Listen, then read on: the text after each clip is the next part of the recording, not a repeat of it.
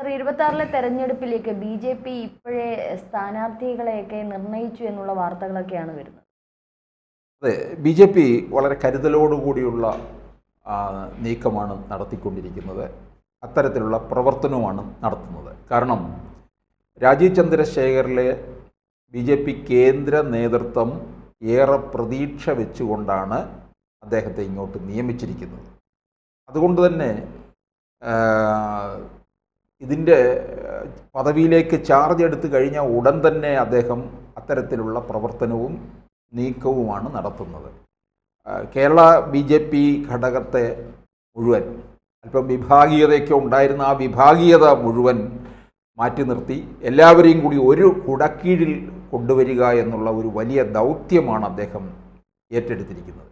അത് കഴിഞ്ഞ് ഇതുവരെ കഴിഞ്ഞ ഒരു 10 വർഷത്തിനിടയിൽ BJP ഉണ്ടാക്കിയ ഒരു മുന്നേറ്റം ഓരോ മണ്ഡലത്തിൽ നിന്നും എടുത്ത് പ്രത്യേകമായിട്ട് പഠനം നടത്തിക്കൊണ്ട് ഏത് തരത്തിൽ എവിടെയൊക്കെ നമുക്ക് BJPക്ക് സീറ്റ് നേടാൻ കഴിയുന്നിടം എന്നുള്ള രീതിയിലുള്ള പ്രവർത്തനമാണ്.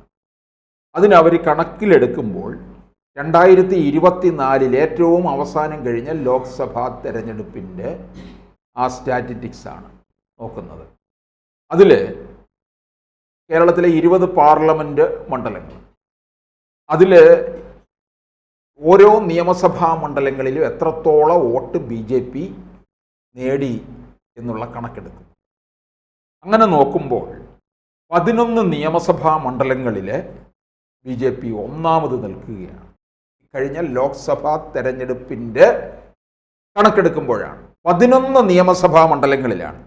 അത് തിരുവനന്തപുരത്തും തൃശ്ശൂരിലുമാണ്, തിരുവനന്തപുരം ജില്ലയിലും തൃശ്ശൂർ ജില്ലയിലുമാണ് ഈ 11 നിയമസഭാ മണ്ഡലങ്ങൾ വരുന്നത്.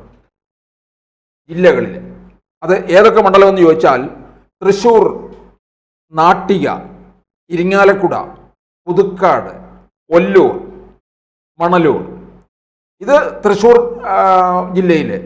ഇനി തിരുവനന്തപുരം ജില്ലയിൽ നേമം, കഴക്കൂട്ടം, വട്ടിയൂർക്കാവ്, ആറ്റിങ്ങൽ, കാട്ടാക്കട, ഈ നിയമസഭാ മണ്ഡലങ്ങൾ. ഇതിലെ ആറ്റിങ്ങൽ പാർലമെൻറ്റ് മണ്ഡലമാണ്. ആറ്റിങ്ങലിൽ നല്ല വിജയമാണ് BJPക്ക് ഉണ്ടായിട്ടുള്ളത്. 2019 അവിടെ ശോഭാ സുരേന്ദ്രൻ മത്സരിച്ചു, 2,40,80,000 വോട്ട്. ഇക്കുറി പിന്നെ ഇദ്ദേഹമായിരുന്നു, മുരളീധരനാണ് മത്സരിച്ചത്. മുരളീധരൻ 3 ലക്ഷം വോട്ട് നേടുകയും ചെയ്തു. ഇനി ഞാൻ ഈ പറഞ്ഞ ഈ 11 നിയമസഭാ മണ്ഡലങ്ങളിൽ BJP ഒന്നാം സ്ഥാനത്ത് നിൽക്കുന്നു എന്ന് പറഞ്ഞല്ലോ. ഈ 11 നിയമസഭാ മണ്ഡലങ്ങളും LDFൻ്റേതാണ് നിലവിൽ. അവിടെയാണ് BJP ലോക്സഭാ ഇലക്ഷനിൽ ഈ നിയമസഭാ മണ്ഡലങ്ങളിൽ ഒന്നാം സ്ഥാനത്ത് വന്നിരിക്കുന്നത്. ഇനി 9 മണ്ഡലങ്ങളിൽ 2ാം സ്ഥാനത്ത് വന്നിരിക്കുകയാണ്. 9 നിയമസഭാ മണ്ഡലങ്ങളിൽ. ആ മണ്ഡലങ്ങളെ തിരുവനന്തപുരം മെയിൻ മണ്ഡലം, കോവളം, നെയ്യാറ്റിൻകര, വർക്കല, ഹരിപ്പാട്, കായംകുളം, പാലക്കാട്, മഞ്ചേശ്വരം, കാസർഗോഡ്, ഇവിടങ്ങളിലാണ് 2ാം സ്ഥാനത്ത് വന്നിരിക്കുന്നത്. അപ്പോൾ ഈ 1ാം സ്ഥാനത്ത് വന്നിരിക്കുന്നതും 2ാം സ്ഥാനത്ത് വന്നിരിക്കുന്നതുമായ മണ്ഡലങ്ങളെ വളരെ പ്രത്യേക ഒരു പരിഗണനയാണ് BJP കൊടുക്കുന്നത്.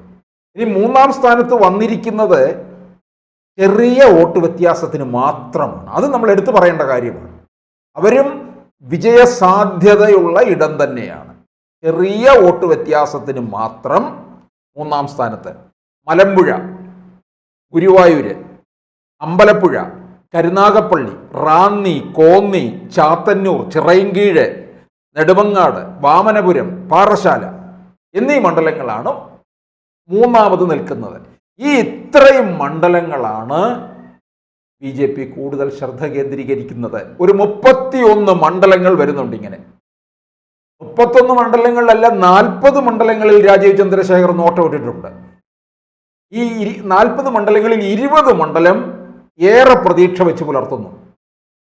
അത് സാധ്യതയുണ്ട്. കേരളത്തിലെ BJP അതിശക്തമായിട്ട് പ്രവർത്തിച്ചു കഴിഞ്ഞാൽ 20 മണ്ഡലം നേടാം. 20 മണ്ഡലം നേടിക്കഴിഞ്ഞാൽ BJP 31-ൽ കേരളം ഭരിക്കുമെന്ന് നമുക്ക് എഴുതി വയ്ക്കാം. അത്തരത്തിലുള്ള ഒരു കുതിപ്പായിരിക്കും ഉണ്ടാകാൻ പോകുന്നത്. അപ്പോൾ ഈ ചെറിയ വോട്ട് വ്യത്യാസത്തിന് 3ാമത് വന്നിട്ടുണ്ട്.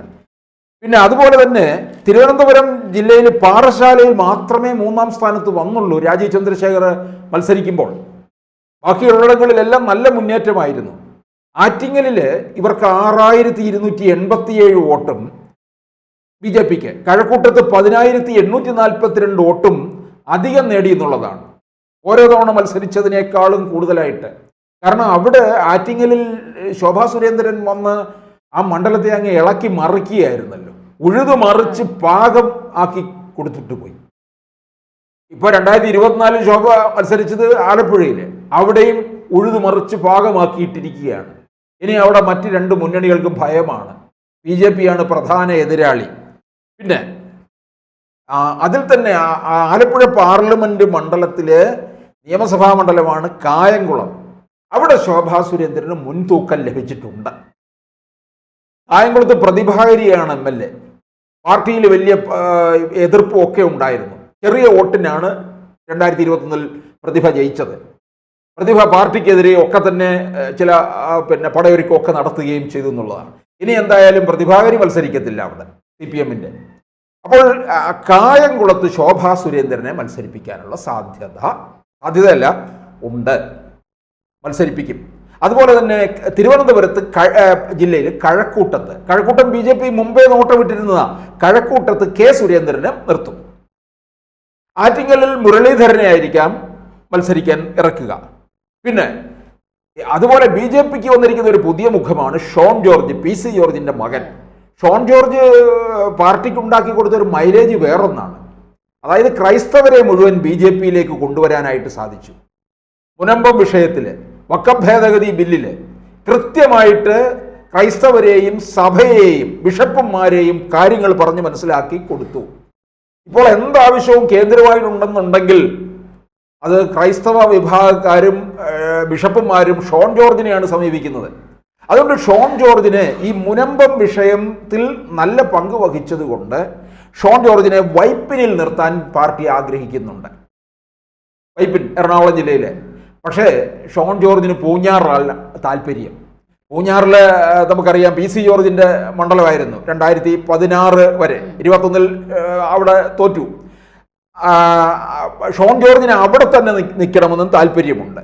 ഇനിയും പാർട്ടി നോട്ടമിട്ടിരിക്കുന്ന മറ്റിടത്ത് തിരുവല്ലയിൽ കേരള കോൺഗ്രസ് വിട്ടുവന്ന വിക്ടർ T തോമസിൻ്റെയും അമ്പലപ്പുഴയിൽ അനൂപ് ആന്റണിയുടെയും പേരുകളാണ് ഇപ്പോൾ പാർട്ടി തീർച്ചപ്പെടുത്തിയിരിക്കുന്നത്. അപ്പോൾ എന്തായാലും ഇത്തരത്തിൽ പ്രധാനികൾക്കുള്ള മണ്ഡലങ്ങളൊക്കെ തീർച്ചപ്പെടുത്തി. ഇനി അതിനകത്ത് തിരുവനന്തപുരം വലിയ വിജയസാധ്യതയാണ് കാണുന്നത്. എന്തായാലും ഒരു കാര്യം, 20 മണ്ഡലം ഉറപ്പായിട്ട് രാജീവ് ചന്ദ്രശേഖർ പറയുന്നുണ്ട്. ഈ തിരുവനന്തപുരത്ത് ആരായിരിക്കും? തിരുവനന്തപുരത്തിന്റെ വന്നിട്ടില്ല, ഈ ചിത്രം തെളിഞ്ഞു വരുന്നതേ ഉള്ളൂ. തിരുവനന്തപുരം മെയിൻ പ്രധാന മണ്ഡലമാണ്. തിരുവനന്തപുരം എന്ന് പറഞ്ഞ് മാത്രം. പണ്ട് തിരുവനന്തപുരം വെസ്റ്റ്, നോർത്ത്, ഈസ്റ്റ് ഇങ്ങനെയൊക്കെ ഉണ്ടായിരുന്നു. ഇപ്പോൾ അത് മാറി തിരുവനന്തപുരം, കഴക്കൂട്ടം, നേമം, വട്ടിയൂർക്കാവ് ഇങ്ങനെ പോവുകയാണ് ചെയ്യുന്നത്. അപ്പോൾ വട്ടിയൂർക്കാവിലും 1-ാം സ്ഥാനത്താണ് BJP നിൽക്കുന്നത്. തിരുവനന്തപുരം മണ്ഡലത്തില് ഒരു പോരാട്ടം വരും, UDF പോരാട്ടം കൂടെ വരും. തിരുവനന്തപുരം മണ്ഡലത്തില് UDF അത് CMPക്ക് കൊടുത്തിരിക്കുകയാണ്. CMPയിൽ നിന്ന് മത്സരിക്കാനുള്ളത് CP ജോണാണ്.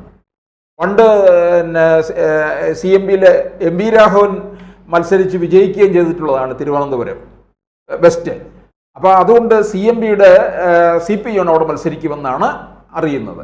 ഇനി അത് ഇവിടെ BJPയിലെ ഒരു പ്രധാനപ്പെട്ട സ്ഥാനാർത്ഥി തന്നെ രംഗത്ത് വരും. കാരണം 2-ാം സ്ഥാനം നിൽക്കുന്നതാണ്. അതുപോലെ വട്ടിയൂർക്കാവിലൊക്കെ വളരെ ശ്രദ്ധ കേന്ദ്രീകരിക്കുന്നുണ്ട്. വട്ടിയൂർക്കാവിലും ആറ്റിങ്ങലിലും കാട്ടാക്കടയിലും നേമവും അവർ കൂടുതൽ ശ്രദ്ധ കേന്ദ്രീകരിക്കുകയാണ്. കാരണം നേമം 2016 കിട്ടിയതാണ്. ആ 16 കിട്ടിയതിനെ തിരിച്ചു പിടിക്കണം, അതിനുവേണ്ടിയുള്ള.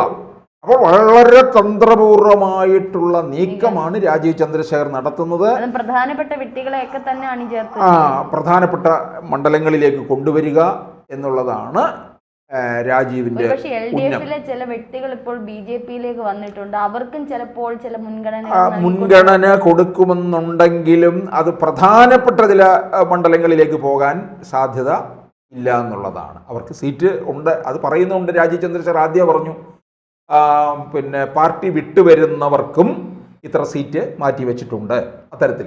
കാരണം അവരുടെ വിശ്വാസ്യത കണക്കിലെടുത്തുകൊണ്ടായിരിക്കും അത് കൊടുക്കുക.